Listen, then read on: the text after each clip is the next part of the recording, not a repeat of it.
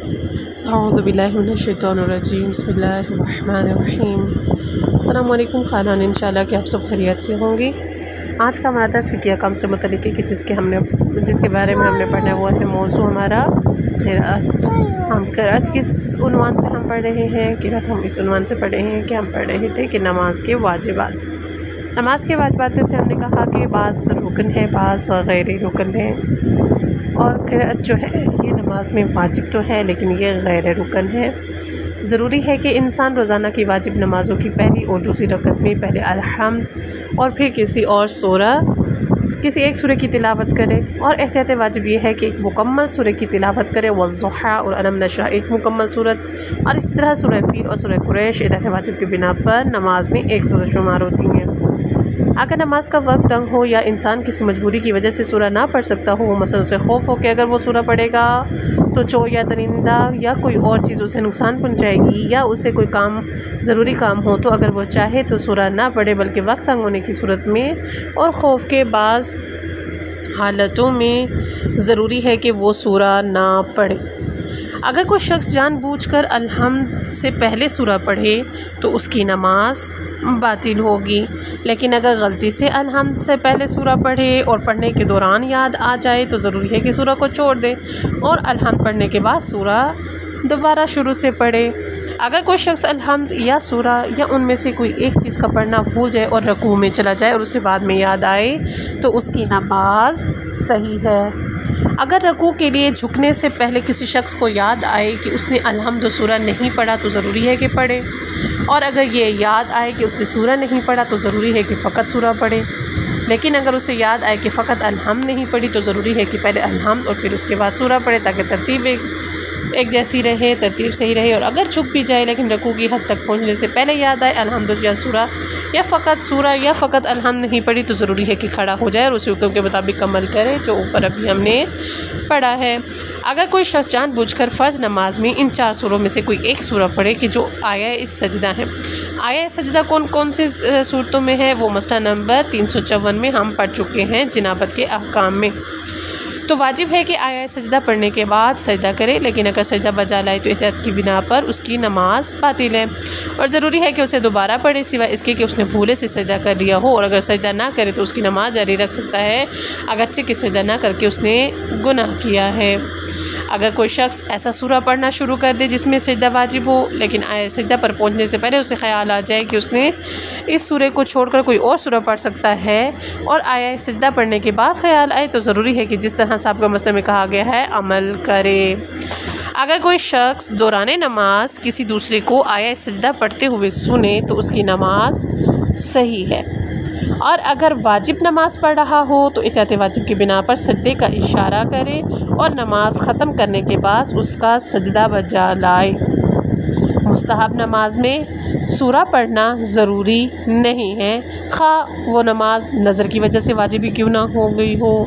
लेकिन अगर कोई शख्स बाज़ ऐसी मुस्तहब नमाज़ें उनके अहकाम के मुताबिक पढ़ना चाहे, मसलन नमाज वहशत है कि जिनमें मखसूस सूरतें पढ़ होती हैं, तो ज़रूरी है कि वही सूरतें पढ़े। और इसी तरह और भी बहुत से आमाल हैं कि जैसे रोज़े अरफा के अपने दिन के आमाल हैं, ईद उल फित्र की अपने दिन की नमाज है, ईद उल अज़हा की भी, और ऐसे ही ईद मुबाहिला, ईद गदीर और दूसरी भी ऐसे बड़ी दिन या मुनासबात की जिनकी वजह से हम पर कुछ अमाल वाजिब हो जाते हैं, कुछ अमाल हमारे लिए मुस्तहब होते हैं। तो उस सूरत में भी हमें यह है कि जैसी उन्होंने तरतीब बताई होती है हमें वैसी ही तरतीब के मुताबिक नमाज को पढ़ना हमारे लिए ज़रूरी होता है। जुम्मे की नमाज में और जुम्मे के दिन, पहला है जुम्मे की नमाज, दूसरा है जुम्मे के दिन। फजर, ज़ोहर और असर की नमाज़ों और शब जुम्मा की इशा की नमाज में पहली रकत में अलहम्द के बाद सूरह जुम्मा और दूसरी रकत में अलहम्द के बाद सूरह मुनाफिकून पढ़ना मुस्तहब है।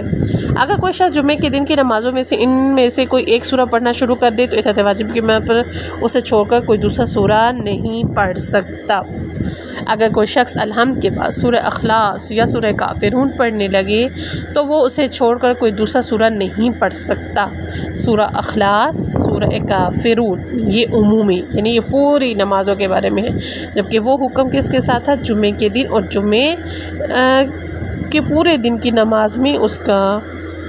दिन की नमाज़ों में उसका हुक्म था मखसूस कि अगर उसने सूरह मुनाफिकून और या सूरह जुमा की तिलावत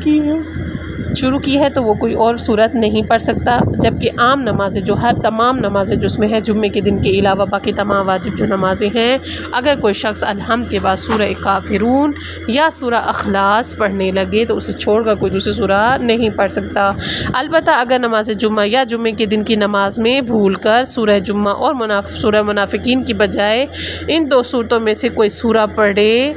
तो उन्हें छोड़ सकता है और सूरह जुम्मा और सूरह मुनाफिकून पढ़ सकता है।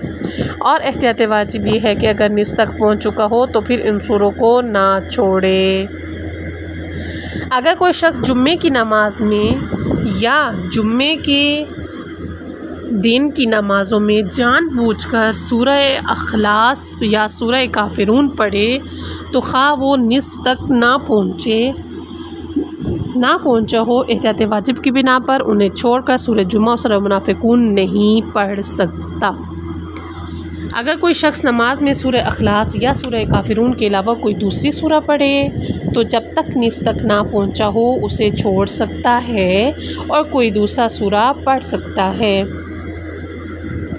निस्फ़ तक पहुँचने के बाद बग़ैर किसी वजह के उस सूरत को छोड़कर दूसरी सूरत पढ़ना एहतियात की बिना पर जायज़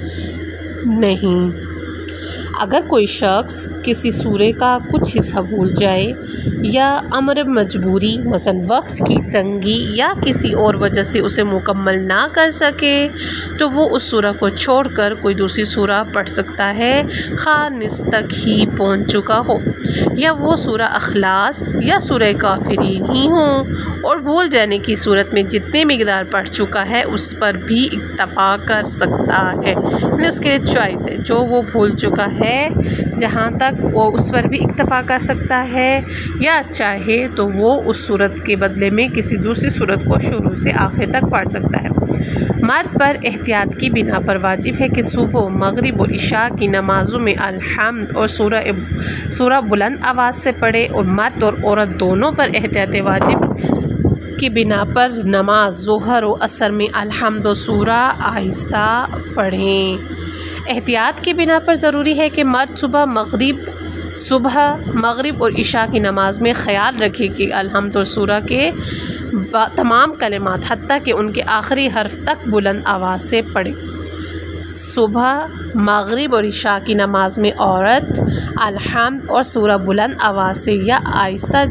जैसा चाहे पढ़ सकती है, लेकिन अगर नामहरम उसकी आवाज़ सुन रहा हो और कैफियत ये हो कि उसे अपनी आवाज़ सुनाना हराम हो तो ज़रूरी है कि आहिस्ता पढ़े, और अगर जानबूझकर बुलंद आवाज़ से पढ़े तो एहतियात वाजिब की बिना पर उसकी नमाज बातिल है। अगर कोई शख्स जिस नमाज को बुलंद आवाज़ से पढ़ना ज़रूरी है उसे आमदन आहिस्ता पढ़े, जानबूझकर आहिस्ता पढ़े, या जो नमाज आहिस्ता पढ़नी थी और उसे जानबूझकर बुलंद आवाज़ से पढ़े तो एहतियात वाजिब की बिना पर उसकी नमाज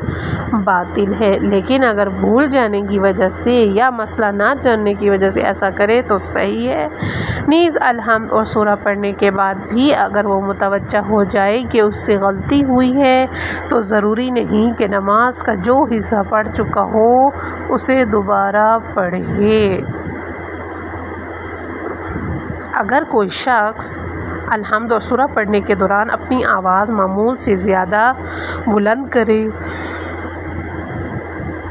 मसलन उन सूरतों को ऐसे पढ़े जैसे कि फरियाद कर रहा हो तो उसकी नमाज बातिल है।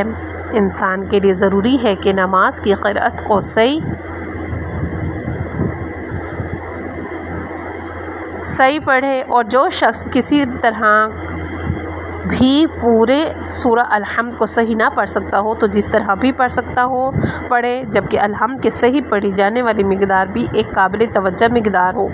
लेकिन अगर वो मिक़दार बहुत कम हो तो एहतियात वाजिब की बिना पर कुरान के दूसरे सूरों में से कोई जिस कदर सही पढ़ सकता हो उसके साथ मिलाकर पढ़े, और अगर ऐसा ना कर सकता हो तो तस्बीह को उसके साथ मिलाकर पढ़े। अगर कोई शख्स अल्हम्द के बाद पढ़े जाने वाले पूरे सूरों को ना सीख सकता हो, ज़रूरी नहीं कि उसके बदले में कुछ पढ़े। हर हाल में एहतियात मुस्ताहब यह है कि नमाज को जमात के साथ बजा लाए। अगर किसी को अलहम्द अच्छी तरह याद ना हो तो ज़रूरी है कि अपनी ज़िम्मेदारी अदा करने की कोशिश करे, चाहे इस तरह से कि अलहम्द सीख ले, कोई उसे पढ़वाए या वो पढ़ ले, नमाज जमात में किसी की इक्तदा कर ले या शक की सूरत में नमाज को दोहराए और अगर वक्त तंग हो और इसी तरह पढ़े जैसे कि गुज़श्ता मसले में कहा गया है तो उसकी नमाज सही है। लेकिन अगर अलहम्द ना सीखने में उसका अपना कसूर हो, अगर मुमकिन हो तो अज़ाब से बचने के लिए जमात के साथ नमाज पढ़े। वाजिबात नमाज सिखाने की उजरत लेना एहतियात की बिना पर हराम है, लेकिन मुस्तहब्बात नमाज सिखाने की की उजरत लेना जायज़ है। अगर कोई शख्स अलहम्द और सूरा का कोई लफ्ज़ जानबूझकर या जहले तक़सीरी की वजह से ना पढ़े